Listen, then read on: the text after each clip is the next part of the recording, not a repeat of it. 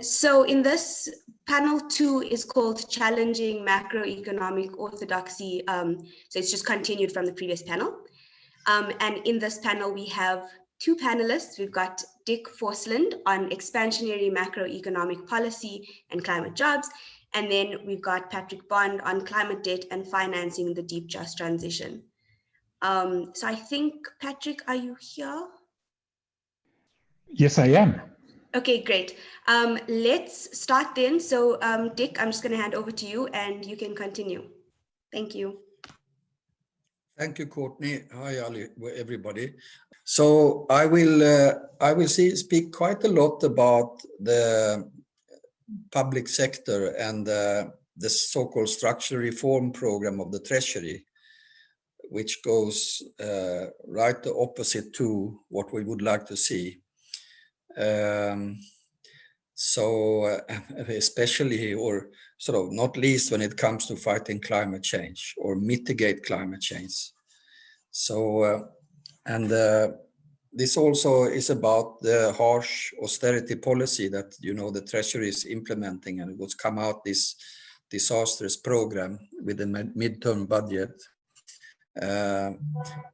But it's not the usual austerity policy really, where you can debate fiscal multipliers and like that with the Treasury. They really want to change the structure of the South African economy and the main thing is to privatization and to reduce the size of the public sector.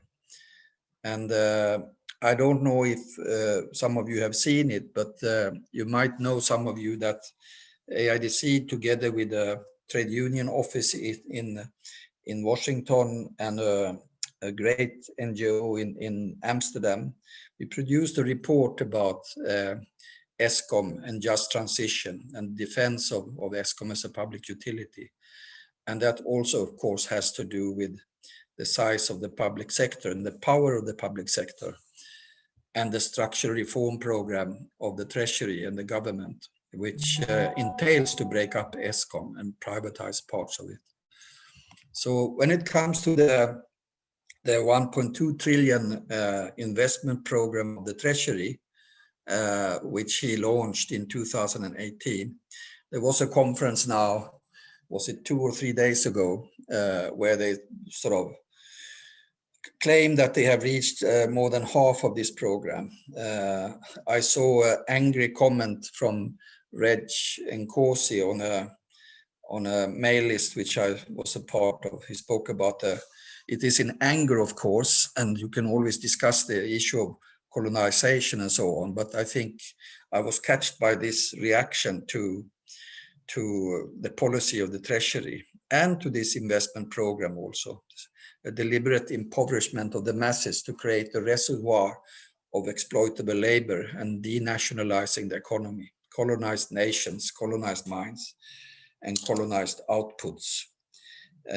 So all the promises of starting some kind of new economy after COVID-19 crisis, of course, it's not happening. It's just a repetition or an expansion of the same. And you will see that some issues with this title of the expansionist macroeconomic policy. And I think we should have that when it comes to debating climate change. This about sort of new project and new economy. It was already questioned at this investment conference by Ebrahim Patel. Some of you read, maybe, he spoke about that most of these investment pledges involve the expansion of existing projects, or it's not a new investment. And Patrick is one of those who are usually enumerating what all these projects is about, this presidential infrastructure coordinating commission strategy, very long sort of term for this, but there's different projects, which mostly is about fossil fuels, gas, oil, expansion of rail, transport facilities, expansion of ports like the Durban Harbor, maybe also Richards Bay. And some of you read the the critical article about the special economic zone in Limpopo, where they are going to take or maybe steal water from Zimbabwe in cooperation with China's capital. So economic policy today, maybe it's only one existing project, sum up in one measure, as was discussed before, and that is the growth of gross domestic product. And the key policy is foreign direct investment, free capital flows, and to this now has been added this plan for reducing the size of the public sector, and I will argue about that.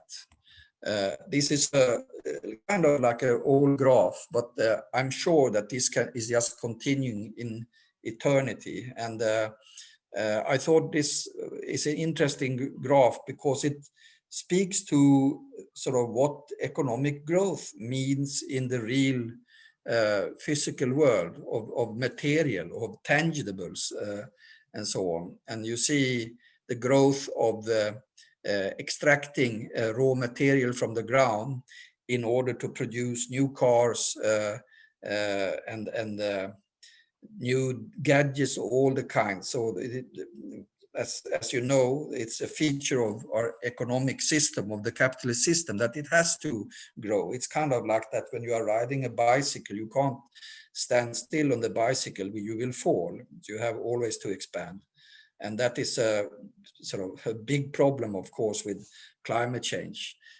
This graph here, which has only white under it and which is not sort of about physical material things and minerals or tangible things.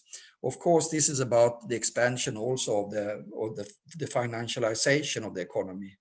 The expansion of services, especially financial so-called services, the gambling on the financial markets and so on, which we also have in South Africa. I think Siraj Mohammed is speaking a lot about this.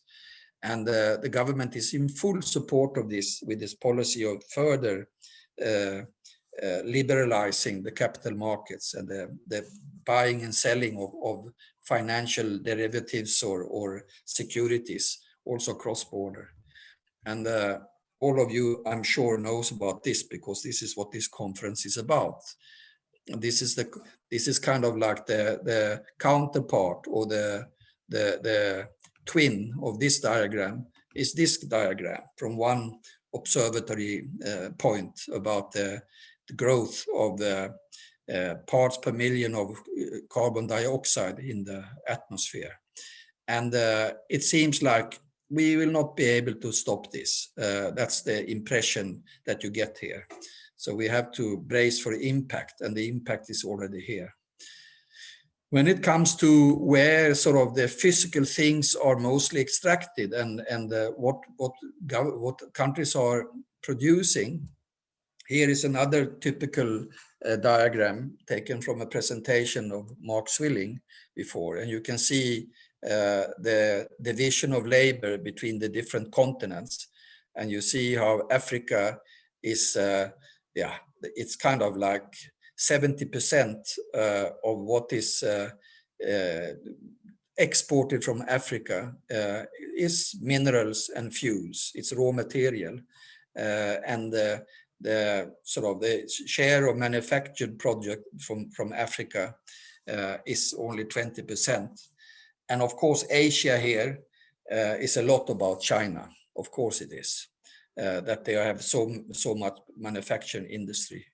So when it comes to this, the raw material diagram, Africa and South Africa especially sort of a part of it. So if you look at this and if you look at that, then it seems like we have to find out, maybe stop using a language and conceptual framework of what you must call the enemy. And we have to ask, of course, what shall expand and what should contract. And maybe we could start to talk about redistributive macroeconomic policy. So not only the usual notion of redistributing from rich to poor, but also from imports to domestic production, where the whole framework of the World Trade Organization is a problem for South Africa, because South Africa has signed all these agreements. But it's also redistribution from extractivist investments to social investments. But it goes against the privatization drive of the government now, and the quest for a much smaller public sector, which I will come to. When it comes to climate jobs, I'm almost prepared. Usually we enumerate in the booklets and reports of AIDC, we enumerate of course, renewable energy, solar energy, wind energy, and the industry that you could build to back up such infrastructure. We speak about retrofitting of building and so on. But today, when so much, at least in my neighborhood, but also in Mpumalanga and in Northwest, is about the defense of the land, to me today it seems like all jobs that are not extractivist, they are climate jobs. And the issue is how economic policy can redistribute or reallocate labor from mining and other extractivist activities to agriculture and food security. I think that is the basis of that is where the South African economy should base itself. And it's the first condition for an economy or for life as such. That is food. It comes even before clothing. So you have to eat even when you are running around naked. But in South Africa now, as you know, you have hunger and you even have starvation at some places, and you have children from the year up to 5, about 20-25% are suffering from stunted growth. So any economic policy must deal with the issue of children and the whole population having something to eat. And there you have to fight. You have to fight mining, and you have to fight for the land and agriculture. So I would say that agriculture jobs are climate jobs. I know Hamida and Duma, they have witnessed me struggling with the sort of how much really want the treasury to shrink the public sector. You will notice in the debate about the structural reforms and about the wage freeze that the debate, the corporate pundits and the government, they want to speak about the wage freeze and speak about how much the wages in the public sector has increased compared to the private sector, which I think is not the fault of the public sector unions, it's rather a fault of the private sector unions.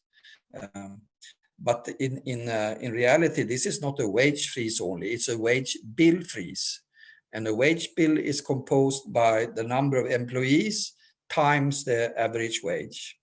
And for those who are interested, I will not go through the calculations here, and there's different ways to do that. And the problem is that the treasury is not transparent about it.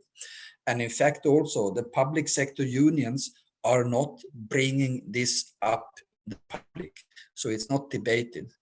But if you see sort of the amount of cuts, the midterm budgets speak about cutting 174 billion rand from the public sector wage bill over 3 years.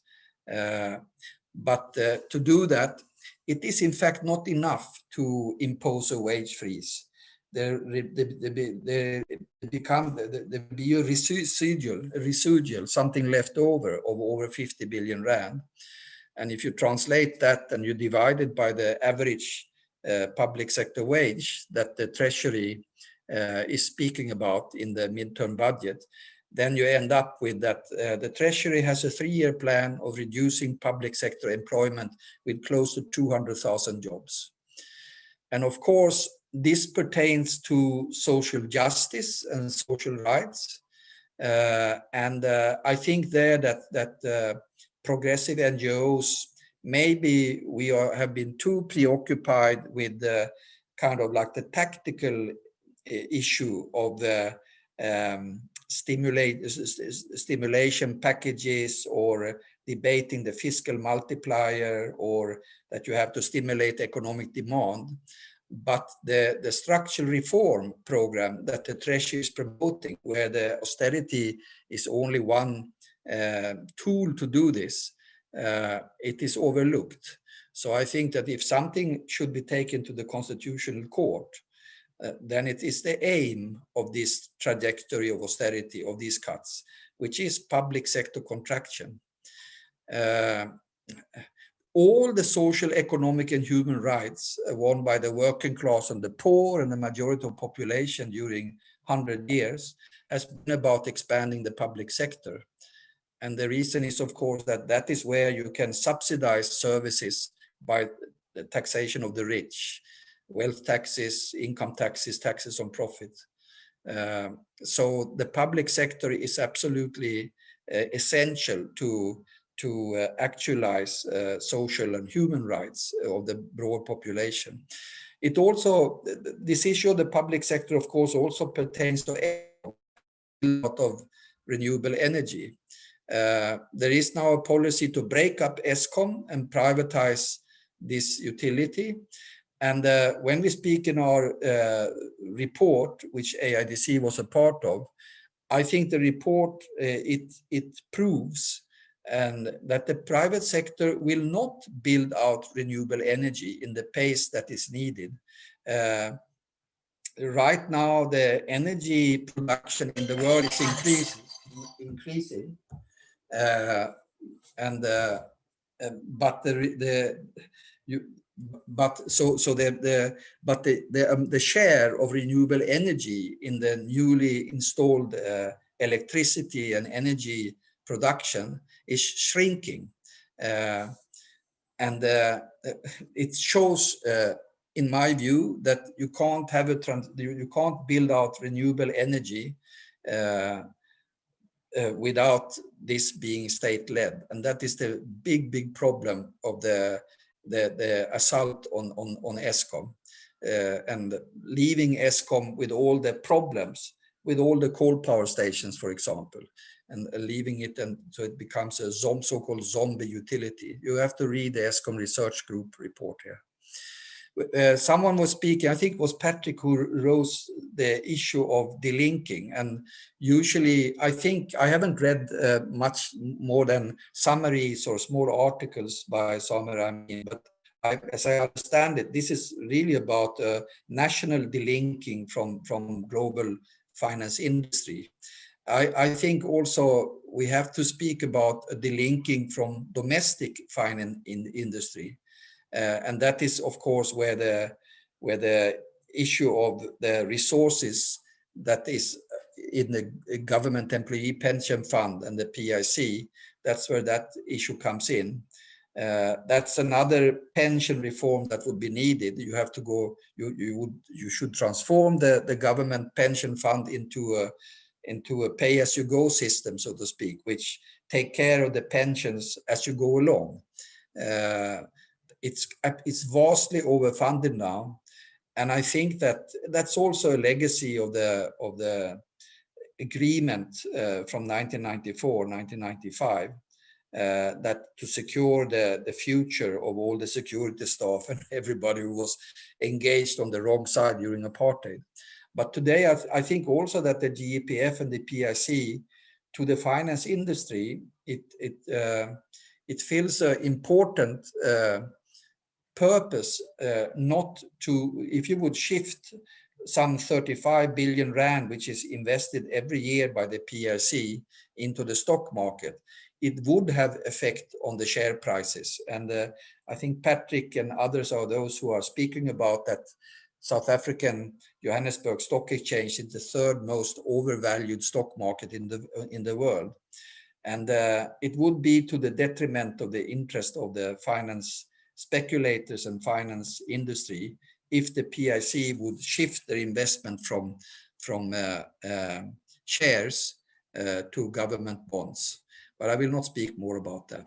And maybe I only have 1 minute left now, and I only have one slide left also, in fact. So one problem for me in this discussion, and I really would like to hear your views on this. This is, and I read in the Climate Charter, it ends with very optimistic sentences about we have a democratic, transformative, and just solutions to prevent our extinction. So, I mean, I read all these programs and all these texts. I'm completely convinced about a lot of these arguments, as I assume that you also are. We have the program, we have the solution, but where is the agency to put this into place? Who shall cook the coffee? We have the unions who should have an interest in this, but as for now, they are not even challenging in public the plan to cut down the public sector with some 200,000 jobs. We have rural communities, there you have agency fighting for the right to say no to extravist projects. And some of you know that I'm sitting close to the struggle of the Koloveni community, where this was, they won a sort of a legal victory about it 2 years ago. To the discussion about democratic planning, which was raised before. So I would like to point out to you, because this is what we have discovered in this struggle. I mean, in the momentum of the 1994 democratic revolution, there's a lot of progressive laws in South Africa. And I think what is taking place right now, since some years back, with the traditional Khoisan and leadership bill, with the traditional courts bill, with other laws and regulation, you have a counter movement now. You have a fight back. You have a rollback of the democratic legislation. When it comes to community participation in democratic planning, there is legal provisions for this in the legislation. So when the Bizana municipality, for example, continues to put Kolobeni mining on the coast in their integrated development plan, they are in fact breaking the law. They haven't consulted, of course they haven't consulted with the coastal community about this, because the coastal community is against it. So there are already laws that could be used in order to push for democratic planning, disregarding the fact of a state which is losing capacity, maybe even going for a failed state. But the laws are there, and that is also why the courts are so important in South Africa, because there's a legislation, a package of laws which always can be used against the government when they are breaking the law, and disregard public participation, consultation, and even the right to say no, which is in the law of the interim protection of informal land rights act, which was used in the Kolobeni case. So we have this program and so on. We have the laws. It's used often in the court against nuclear power, for example, and we have communities struggling all over South Africa.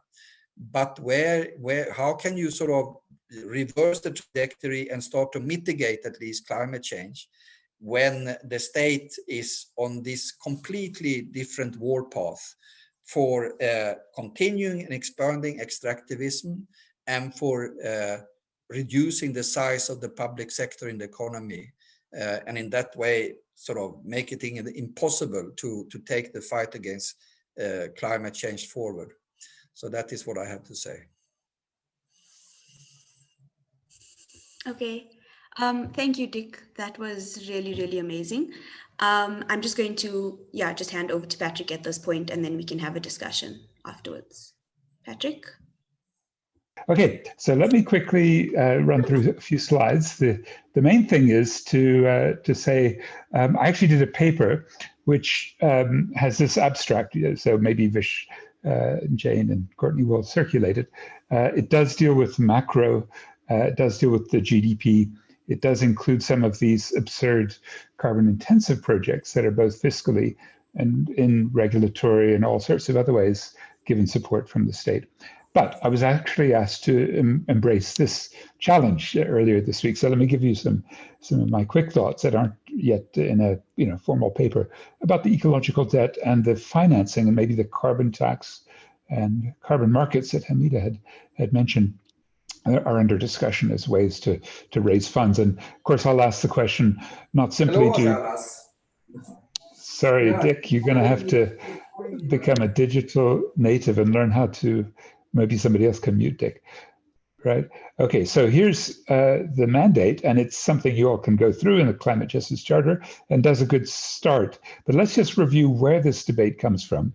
And maybe the cutting edge would be in the confluence of ecofeminism and socialism, perhaps best represented by Ariel Saleh, who's also not just Australian and a leading ecofeminist, but on the faculty at the Nelson Mandela University, where she works closely with Janet Sheridan and Woman and others here.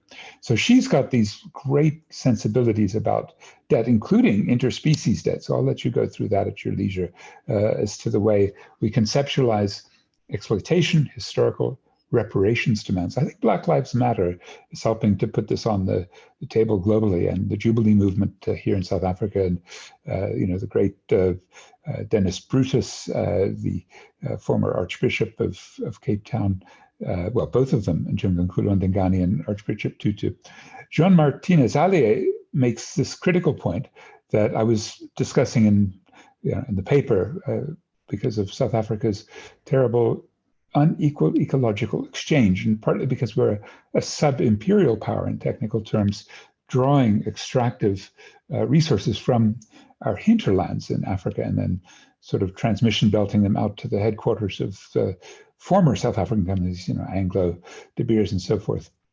This unequal ecological exchange is one of the aspects of the ecological debt. But there's also the disproportionate use of environmental space by the rich countries. By the way, Jean Martinez Allier is pretty much the lead, thinker in ecological economics. Then we have Richard Norgaard from University of California, who's done some important studies to show that the North gets rich because of the unequal ecological exchange. Probably our best known international sort of strategic group, Acción Ecológica in Quito, an ecofeminist group, has discussed ecological debt, probably the first to really put it onto the international agendas, resource plundering, environmental damages, and the free occupation of environmental space. And this did become a part and parcel of the climate justice movement when it really emerged in Durban in 2004 in the Durban Group for Climate Justice. I'll come back to that, in rejecting carbon markets and demanding climate debt be counted. But leaving fossil fuels underground, rights-based resource conservation, sustainable family food, but particularly huge financial transfers are needed from the north to the south. And here in Melville, Johannesburg, very much in the global north, aren't I? And some of you are as well in your sites within South Africa. My platinum card from SA is long gone, but my historical reparations required for contributing, as do so many of the elites in the global north of South Africa, living first world lives and flying so much, would be one basis for doing what the Climate Justice Charter says, individual. But I think we're going to look at states, and that's the way Pablo Salon, who was the ambassador from Bolivia to the United Nations until he had a falling out with Evo Morales over a carbon-intensive project called TIPNIS, but he put it forward. It was, rejected by the UN, but got some debate at that early point. The World Council of Churches picked it up to endorse ecological debt. So let's get to now who owes, because that's the big question for national units. So China is obviously the biggest emitter of CO2 equivalents at the moment, has overtaken the US and Europe. But historically, you can see that the US and Europe are the major debtors. And if we look at this given snapshot at any one time, the countries with more than 10 million, South Africa ranks number 11th in per capita emissions. Now, we obviously have such extreme inequality, the worst in the world, that it's ridiculous to use the national unit when we're talking about kind of climate debt, since it's concentrated amongst the minerals energy complex. So I think some of you know there's an energy intensive users group of about 36 companies that are consuming about 40% of Eskom's power, just those 36 companies, or the likes of Sasol, which has the single largest CO2 emissions point source in the world, Secunda, They're having their annual general meeting as we speak, and climate activists are going after them. So if we do one other calculation to think about the emissions intensity per output unit, the GDP that I despise so much, but per unit of output per person, it turns out there's only two countries, Kazakhstan and the Czech Republic, that are higher than South Africa. So I think kind of being the third most emissions intensive or carbon addicted economy in the world per person is really important for us to then say climate debt is something we're going to have to deal with. Now, what's the state globally? We've had this awful incident in Paris, which had these very ambitious mandates given to it by the world to have binding emissions requirements, accountability mechanisms, carbon taxation that would have been applied judiciously, but dispensing, as I'll come to, with the carbon trading and offset gimmicks. And here's a critical point. Polluter pays responsibility so that your climate debt to pay for the loss and damage and compensate for unused carbon space can be taken forward. A just transition that we're also interested in here to finance and to have it very job rich, so that we don't have this division between workers and the rest of society. Climate friendly technology without intellectual property. Take on board military, maritime, air transport sectoral emissions and compel fossil fuel owners to cease new exploration and revalue their unburnable carbon. Now, those 8 mandates given to the negotiators, how many of them were actually taken into the Paris Climate Agreement and recognized and acted upon with appropriate implementation? The answer, of course, none. So the Paris Climate Agreement, as the world's leading climate scientist, James Hansen, put it very scientifically, is bullshit.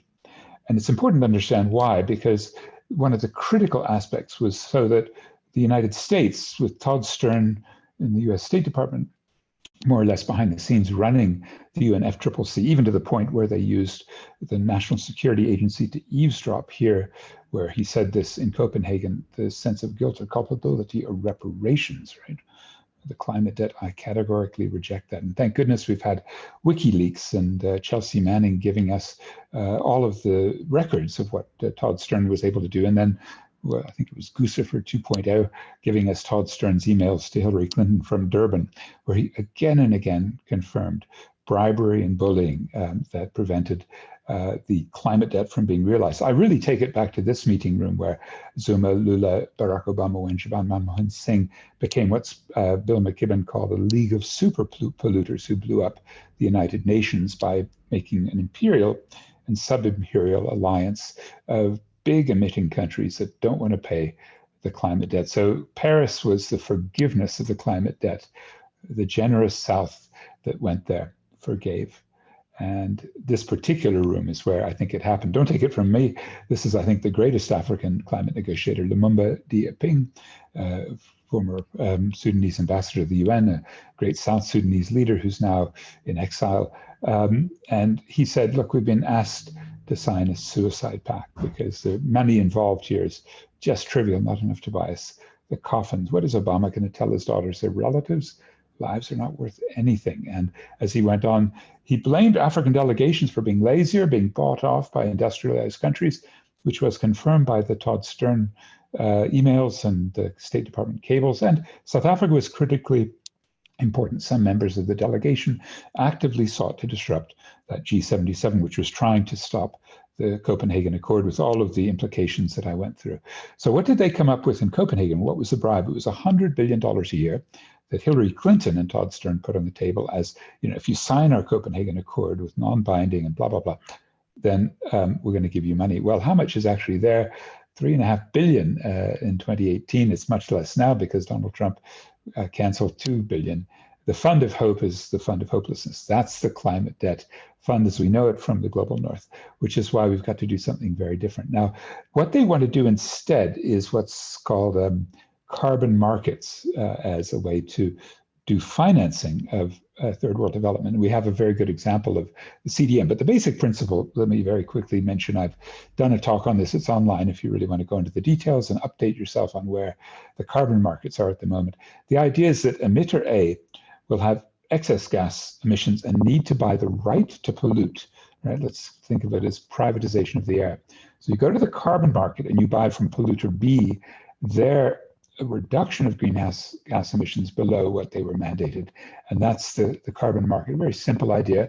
Offsets are another variation of it in which you can pollute more, but you offset it with buying somebody's right to pollute somewhere else, or particularly you can plant big timber plantations or engage in other false solutions to claim that you've got some offsetting that allows you to pollute more in the north.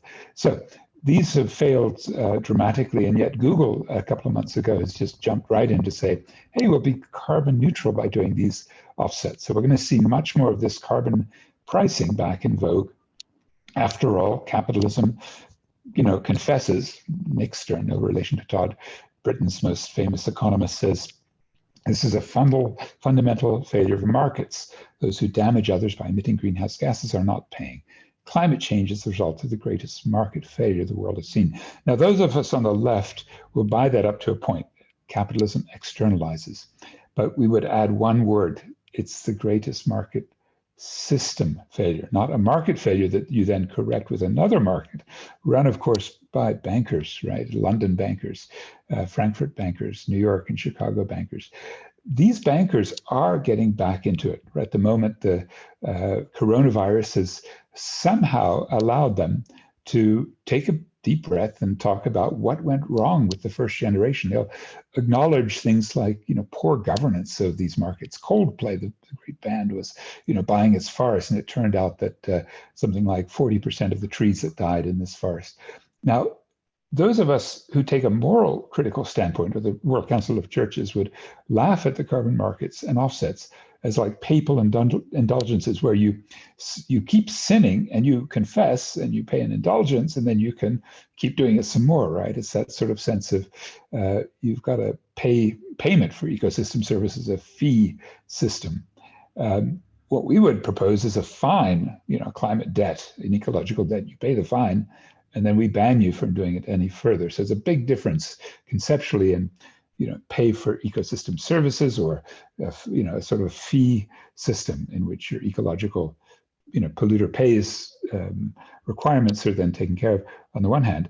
And what we would want to see, which is a fine and ban on the other. That's the strategy that comes from, for example, Ecuador with the Texaco case, Chevron, which refused to pay its ecological debt for spilling lots of oil in the Amazon. So the problem is that we're now seeing the way these prices, say Mark Carney, the lead strategist, the former head of the Bank of England, really trying to get these carbon markets up and running. And they're very fragmented. So to give you a very quick scan of these, you can go into the full details.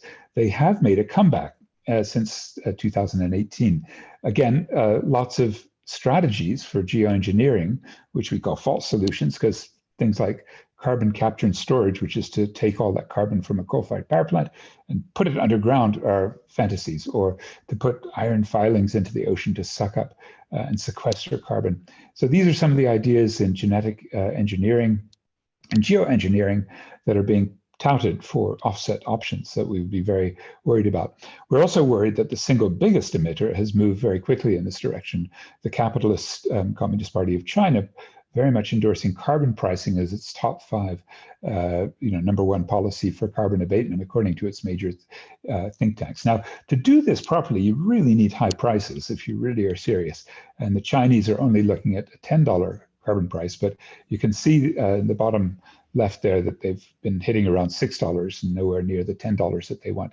The whole theory of it goes back to markets that were endorsed by this man, and Joe Biden has picked him up, and the Greenpeace and some of the other groups have said, don't go anywhere near this guy. But just for a second, I mean, it's always delightful to look at Larry Summers, because he actually argued when he was the World Bank chief economist promoting these pollution trade markets that the economic logic behind dumping a load of toxic waste in the lowest wage country is impeccable, and we should face up to that, and Africa's underpolluted. In other words, we should be able to buy Africa's right to industrialize, right to pollute, and how would you justify it? Lots of very hilarious ways that he wrote this memo. Actually, he plagiarized it. A guy called Lant Pritchett wrote it. But I think this man had the most appropriate rebuttal. He said in a memo to Summers, your reasoning is perfectly logical, but totally insane. And now, since Fishos wants to get right to the heart of what's wrong with bourgeois economics, it's unbelievable alienation, reductionist thinking, social ruthlessness, and the arrogant ignorance of conventional economists, right? Unfortunately, Larry Summers went on to become the US finance minister, a Wall Street tycoon. He was president of Harvard. He was fired by the faculty for sexism. Then he was Obama's economic czar, and now a key advisor to Joe Biden. And this man, Jose Lutzenberger, was the environment minister of Brazil, and he was fired for that memo. Oof. So that's how it works. He did admit it was a mistake to draft this, and he didn't really mean it, he said, when he was testifying in the US Congress. But I thought this was delightful because, in fact, it became the heart of carbon trading and carbon markets of what the Kyoto Protocol did, which was to, instead of stop the emissions, you can keep polluting. We're going to privatize here. You can just pay. And Al Gore, who won the Nobel Prize, said, hey, it's working great. And the reality is it wasn't. So very quickly, just to wrap up here, to give you a sense, these carbon markets are crashing regularly. Now, they have gone up, and this is a danger, because the European Union put in a market stability reserve. So the price is back to about 25 euros a ton. But you can see it basically follows world financial chaos. So the price has crashed 52%, then it went up 51%. It's really basically been following the Dow Jones, right? And now it is now one of the world's best investments, according to the Wall Street Journal. There's lots of fintech.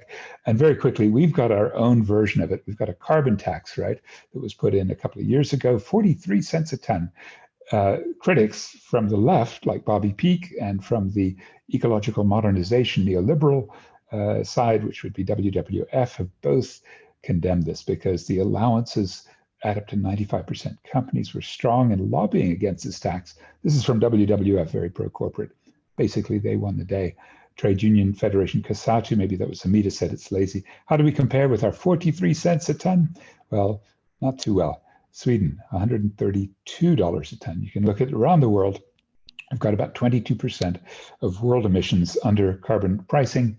Our critiques, to wrap up, is that this is inventing a property right to pollute. It's a moral dilemma given the unprecedented inequality in the system.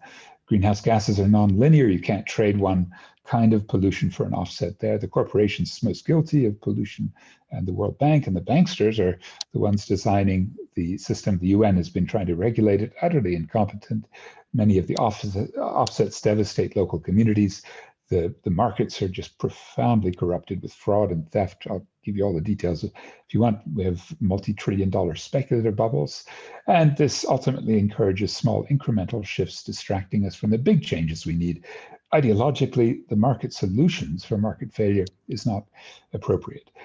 These are the Durban Group for Climate Justice activists, and if you want to see one case where it was tried, where our own version of Aaron Brockovich, a local community organizer, Sajida Khan, fought very hard against this front page of the Washington Post when the Kyoto Protocol came into effect to stop carbon marketing of the largest landfill in Africa. Some of you know it because, if, like me, you were in Durban, you basically were putting your rubbish there, and it didn't work. I think I'll just conclude by saying, this strategy, which was so devastating, which ended up killing her, simply didn't work. It was recognized as a great success, but at the end of the day, even the South African Local Government Association admitted this was an absolute failure.